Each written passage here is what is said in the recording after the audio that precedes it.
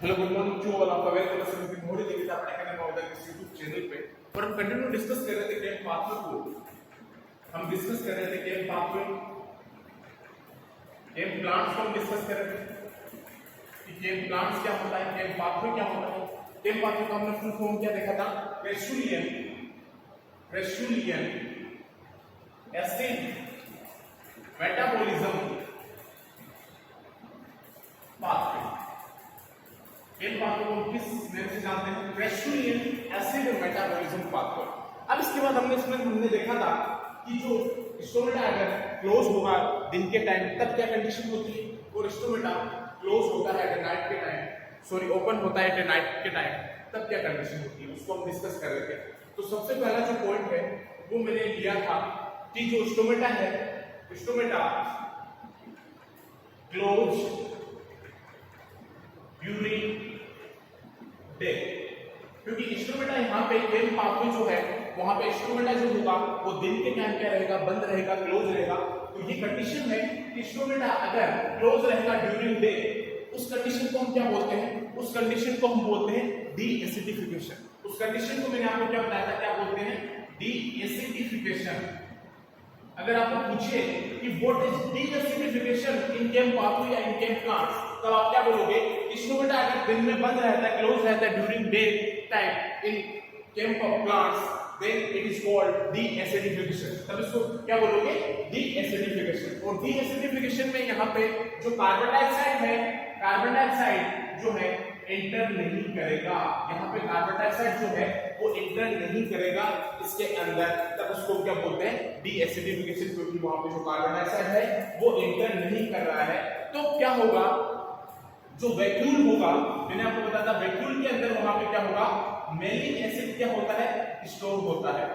Vacuole के अंदर क्या होता है, मैलिक एसिड क्या रहता है वहां पे, स्टोर रहेगा। अगर डी एसिडिफिकेशन की कंडीशन है, कार्बन डाइऑक्साइड एंटर नहीं कर रहा है और स्टोमेटा जब बंद है दिन के टाइम, तब क्या होता है, तब वैक्यूल के अंदर जो मैलिक एसिड है वो क्या रहता है, वहां पे स्टोर रहता है। और वो मैलिक एसिड जो स्टोर रहता है वो वहां पे क्या हो जाएगा, रिलीज हो जाएगा। वैक्यूल से ये मैलिक एसिड क्या आ गया, बाहर आ गया।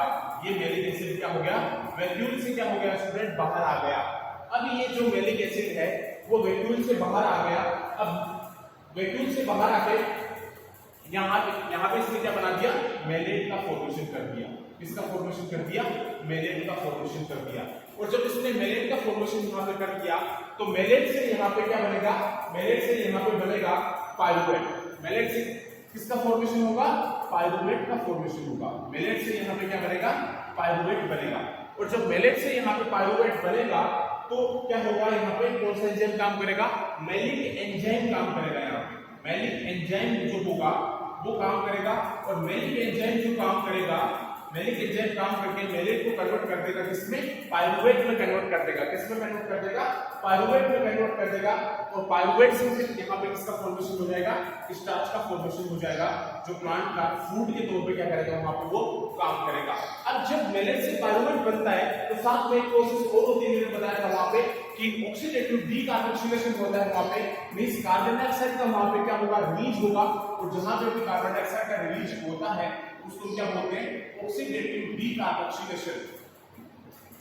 जहां पे भी कार्बन डाइऑक्साइड जो होती है वो रिलीज होती है, उस प्रोसेस को हम बोलते हैं ऑक्सीडेटिव डीकार्बोक्सिलेशन। तो मैलेट से वहां पे क्या बना, मैलेट से वहां पे पाइरुवेट बना। और मैलेट से जैसे ही पाइरुवेट बना, पाइरुवेट से क्या बनेगा, वहां पे स्टार्च बनेगा। और स्टार्च बनेगा तो मैलेट से जब पाइरुवेट बनेगा तो साथ में कार्बन डाइऑक्साइड भी क्या होगी, रिलीज होगी। और यहाँ पे जो C3 साइकिल है वो क्या होगा, यहाँ पे फॉलो होगा। यहाँ पे C3 साइकिल जो है वो क्या होगा, यहाँ पे फॉलो होगा। तो सबसे पहले वैक्यूल के अंदर क्या है, मैलिक एसिड क्या है, स्टोर है।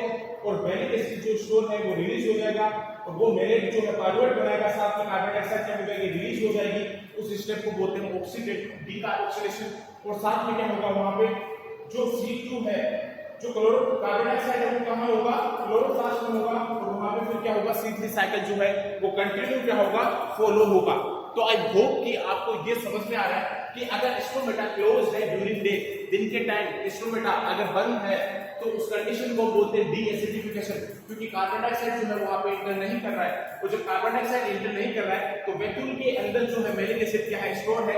तो वो वैक्यूल से मैलिक एसिड क्या हो जाएंगे, रिलीज हो जाएंगे। और वो रिलीज होकर वहां पे क्या बनेगा, मैलेट मेलेट बनाएगा, और जैसे ही वो मेलेट का फॉर्मेशन करेगा तो मेलेट से वहां पे बनेगा पायरुवेट, साथ में क्या होगा कार्बन डाइऑक्साइड रिलीज होगी, और कार्बन डाइऑक्साइड के रिलीज होने की प्रोसेस को हम बोलते हैं ऑक्सीडेटिव डीकार्बोक्सिलेशन।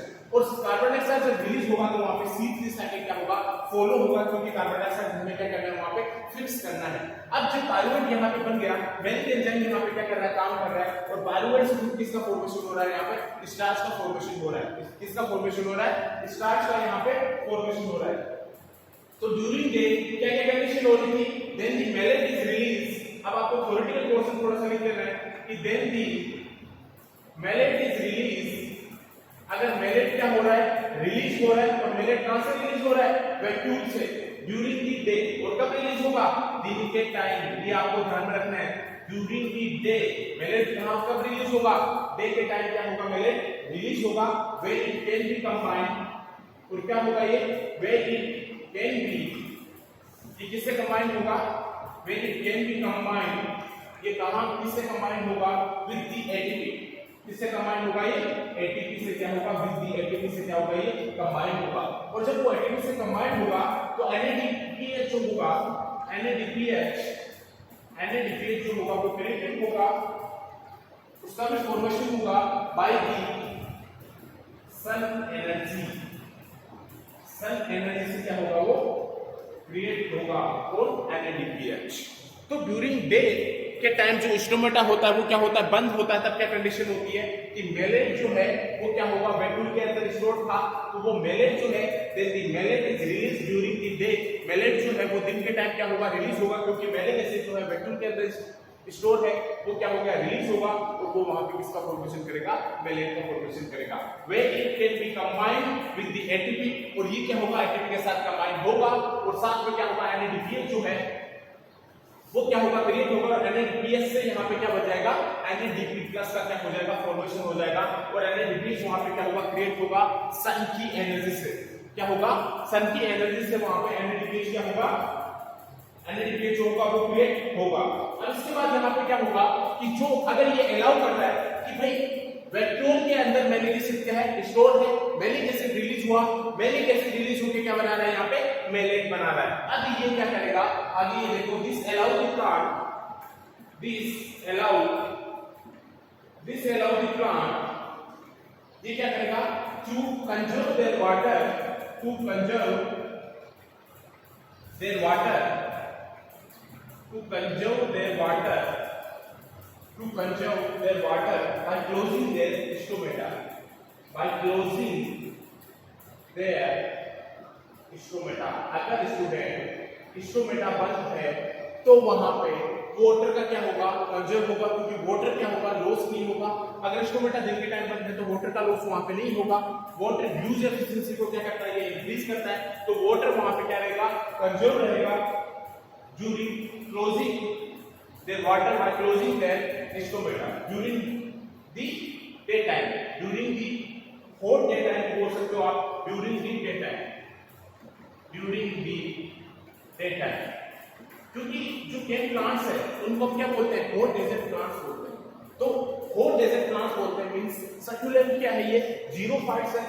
अब आगे क्या होगा, जो स्टोर्ड मेलेट है वो क्या होगा, इस ट्रांसपोर्टेड होगा to the chloroplast and decarboxylated होगा। कब होगा, बाय NADP मेलिक एंजाइम के through. The release carbon dioxide fix होगा बाय द केल्विन साइकिल के through, and the NADPH is used for converting the decarboxylated triphosphate produce to starch. तो वो किसका formation करेगा, यहाँ पे आगे चल के स्टार्च का फॉर्मेशन करेगा। किसका फॉर्मेशन करेगा, स्टार्च का फॉर्मेशन करेगा। तो इस लाइन को भी हम देख लेते हैं कि ये लाइन जो है वो क्या बोलना चाह रही है, कि कंडीशन हम सारी कब देख रहे हैं कि जब स्टोमेटा दिन के टाइम क्या है बंद है, तो जो स्टोर्ड मेलेट है, द स्टोर्ड मेलेट, जो स्टोर्ड मेलेट है वो रिलीज हुआ। उसके बाद क्या हो रहा है, is transported to the, it's transported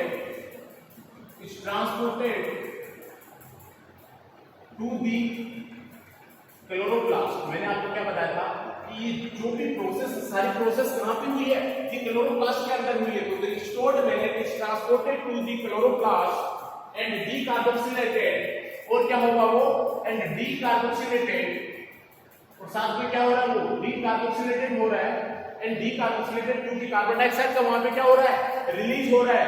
carbon dioxide release होकर क्या कर रही है, केल्विन साइकिल में जा रही है। कार्बन डाइऑक्साइड में क्या हो रहा है, वहां पे रिलीज हो रहा है बाय एनएडीपी मैलिक एंजाइम के थ्रू। डीकार्बोक्सिलेशन हुआ बाय एनएडीपी मैलिक एंजाइम के थ्रू। तो यहाँ पे एनएडीपी जो मैलिक एंजाइम है वो क्या कर रहा है, यहाँ पे काम कर रहा है। The release carbon dioxide is fix, the release जो कार्बन डाइऑक्साइड रिलीज हुई है, the release carbon dioxide is fixed, वो रिलीज हुई है जो कार्बन डाइऑक्साइड वो फिक्स होगी यहाँ पे bye the Calvin cycle. Kelvin cycle के थ्रू क्या होगी, ये फिक्स होगी bye the Calvin cycle. Release जो कार्बन डाइऑक्साइड है वो क्या होगी, केल्विन साइकिल के थ्रू यहाँ पे क्या हो रही है, फिक्स हो रही है। And the NADPH is used for and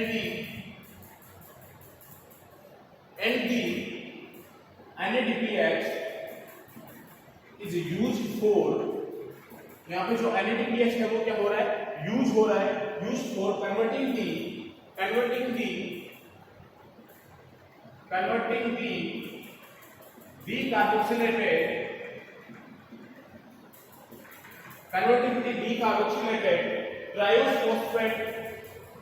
decarboxylated triose phosphate to starch, triose phosphate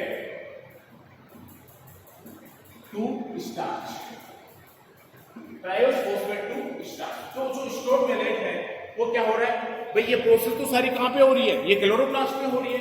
तो स्टोर मेलेट इज ट्रांसपोर्टेड होगा टू द क्लोरोप्लास्ट एंड साथ में क्या होगा, कार्बन डाइऑक्साइड का रिलीज होगा। तो डीकार्बोक्सिलेशन प्रोसेस होगी, वो कौन सा एंजाइम काम करेगा, मैलिक एंजाइम काम करेगा। तब कार्बन डाइऑक्साइड यहाँ पे क्या हो रही थी, रिलीज हो रही थी, और कार्बन डाइऑक्साइड जब रिलीज हो रही थी तो ये C3 साइकिल केल्विन साइकिल के थ्रू क्या हो रहा है, यहाँ पे कार्बन डाइऑक्साइड जो है ये क्या हो रही है, फिक्स हो रही है। And NADPH is used for converting the decarboxylated triose phosphate to starch में यहाँ पे क्या हो जाएगा, ये कन्वर्ट हो जाएगा। तो ये कंडीशन डीएसिडिफिकेशन कंडीशन होती है जब कार्बन डाइऑक्साइड एंटर नहीं करता, और ये क्या होता है जब स्टोमेटा दिन के टाइम क्या रहता है, बंद रहता है, तब ये कंडीशन हमें क्या होती है, देखने को मिलती है। आई होप कि आपको क्लियर है। अब इसको आराम से नोट करिएगा, और नेक्स्ट क्लास में हम डिस्कस करेंगे कि स्टोमेटा जब नाइट के टाइम ओपन होता है तब क्या कंडीशन होती है, उस कंडीशन को हम क्या बोलते हैं, वहां पे कार्बन डाइऑक्साइड एंटर करता है कि नहीं, इसको हम डिटेल से देखेंगे। थैंक्स।